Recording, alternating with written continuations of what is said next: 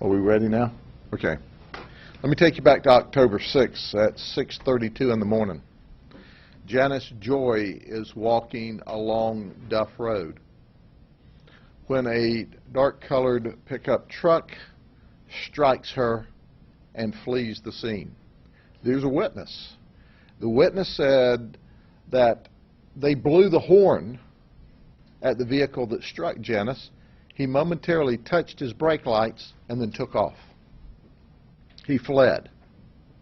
He left Janice on the side of the road to die by herself. We started an investigation, and I've got to tell you, my traffic homicide people are the very best. We documented the scene. This was during the hurricane, so as you can imagine, it was very difficult for us to get any airtime to say, look, we need help. So we put that message out, and thank goodness for someone who called in an anonymous tip. They called that tip into the Lakeland Police Department. The Lakeland Police Department called the Sheriff's Office and said, hey, we've got a tip on a person who drives a truck, and that truck's not been seen since the crash. So our traffic homicide detectives worked the case up, and I'll give you the details in a minute, but Jarvis Kendrick is the man who struck and killed Janice Joy and left her on the side of the road. Jarvis is a senior vice president for Mid-Florida Credit Union. I want to thank Mid-Florida Credit Union. They have been extremely cooperative as we focused on this investigation. And here's what we learned after we took Jarvis into custody and our investigation. After striking Janice at 6:30 in the morning, he went to Longboat Key where he had a business meeting. He was there all day. On October 7th, he left Longboat Key, went to Tampa International Airport, where he flew to Vancouver, Canada. We don't know what he did there or who he was with, but we are trained detectives. We know that evening that he had 2 entrees and 4 glasses of sangria wine. He was in Vancouver on October 8th. On October 9th, he flew back into Tampa to TIA at about 10:45 in the evening. And wouldn't you know it, at 11:20 on the night of October 9th, he had a wreck on Interstate 4 at McIntosh Road. He hit a sign, and he did damage to his vehicle. He called the Highway Patrol, where he reported that damage and that vehicle crash. The Highway Patrol took the report. The vehicle from there went to the Ford company over in Plant City, and he got a ride home. Called his wife and said, hey, I'm on my way home. I had a crash out on the interstate, but I'm fine. We met with the trooper, and this was a head-on crash into a sign, as we call a breakaway sign. Our traffic homicide detectives could see where there was no braking, there was no attempt to miss the sign, where in fact he crashed head-on into the sign. And the suspicious part about that is that crash would not have torn off his passenger side rearview mirror, but it was missing. It was missing from the time of the crash.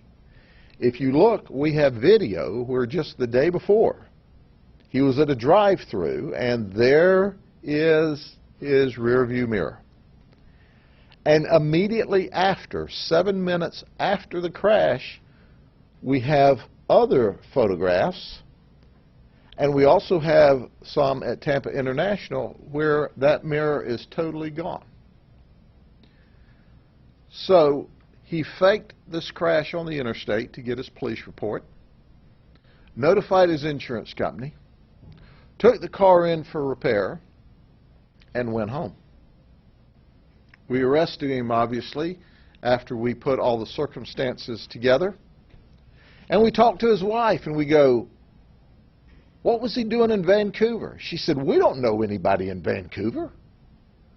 He was not up there. He was to be at a meeting in Longboat Key, and then he was supposed to go over to the Orlando area toward the end of the week to another meeting."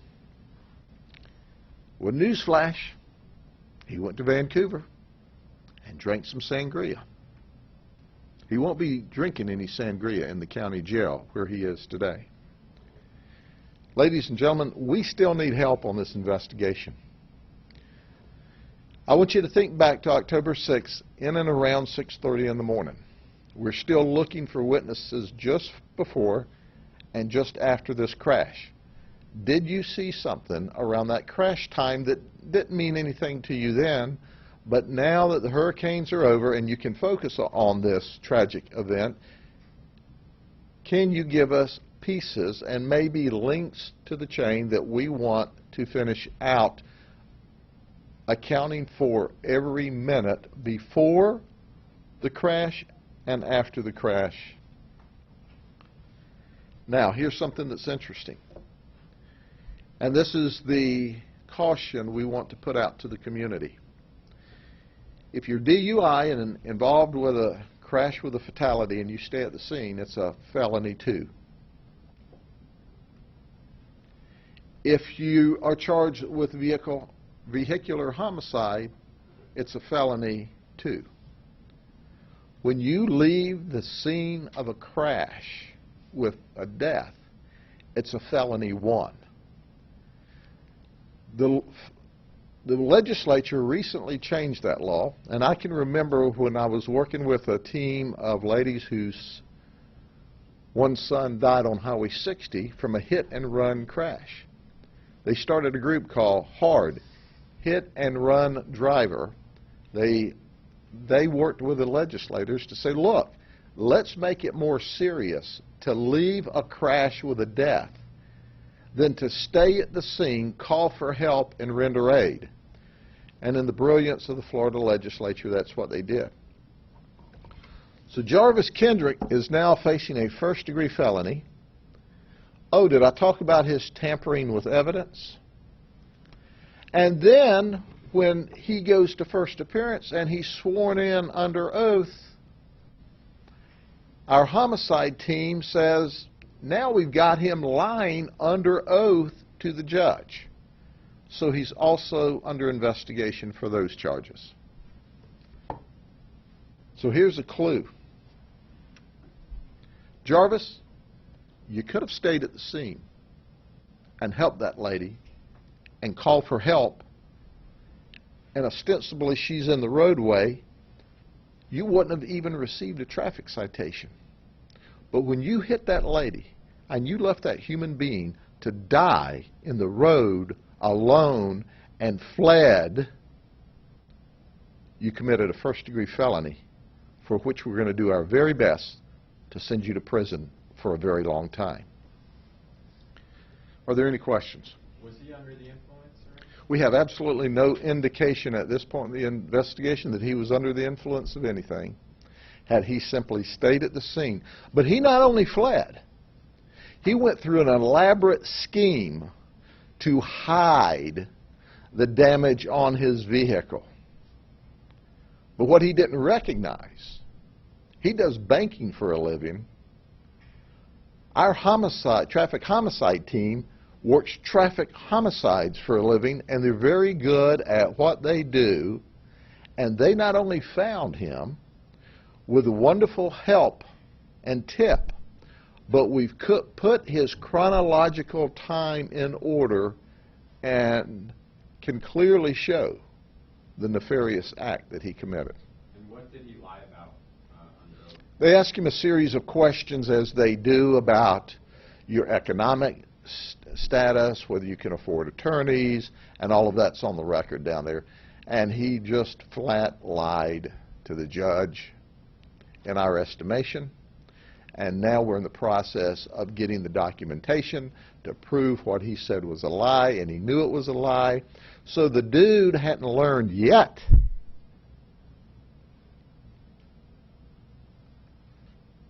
If he stayed at the crash, he was okay. He plans an deliberate scheme, a detailed scheme to hide his damaged vehicle. And then he gets locked up at the jail and lies to the judge under oath. Sheriff, what's it say about a person like this? He's pretty prominent in the community, won all kinds of awards for different things he's done. What's it say about an individual like this? We're shocked. We expect more of everyone in the community, but certainly we expect more of those in the community that we see as a leader in the community. Well, now he's a leader in the county jail. We expect more of him, and we're shocked by his conduct. We never would have thought he would have done something like that, but desperate people do desperate things when if he'd been just done what was right. And we go through life saying, just do what was right. It wasn't the crash that caused him his problems. It was the fleeing and the cover-up. But despite that, I hope for the rest of his life that he thinks about the fact that he left that lady to die on the side of the road while he fled to try to create a scheme to get away with it. Well, he didn't. And now he's in the jail. Did he give any kind of explanation of why he ran why? You want to talk to an attorney. Well, in my estimation, he needs to have a good, long talk with an attorney because he needs one real bad. You're saying if he stayed, there wouldn't have been any charges? At this point in the investigation, from what we saw at the scene, there wouldn't have been any charges at all. Zero, none. Had he pulled that car to the side of the road, dialed 911, said, I have hit a lady who was walking on the roadway, and he ran back to help her, zero charges. But he ran over her and left her to die and fled and then tampered with evidence, tried to cover up his event, and then he went to Vancouver. I don't know who he met there, but his wife doesn't know who he met there either. But they drank sangria before he went to jail in Polk County. Thank you very much.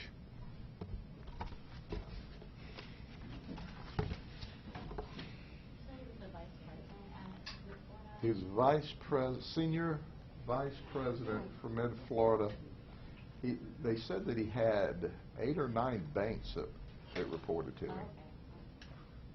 Or you'll see that article done. Oh, The Bowles wrote last year. About, oh, wow, okay, yeah. It's You know what, already- Landon told me that there was a Yeah, profile. the breaking news article he's already quoted his other article. Yeah, okay, I'll have to, yeah. I know, I just read it, so I'm like, I have no idea. As we say in Polk County, he's got heap big trouble. So, yeah. Just want one more clarification. Is he saying the woman was in the road or on the sidewalk? He's saying No, she was on the side of the roadway. She was on the sidewalk. Yeah, she was not on a sidewalk. He hit her in the lane of travel. Okay. And that's, She's 74 years old and has the beginning stages of Alzheimer's. Okay? So not off the side, but on the side. On the side of the road, on the roadway. That's, yeah, okay. Yeah, he did. In the lane, basically. In the lane. It appears that she was in the lane of travel. And that's the irony of it. All he had to do was stop.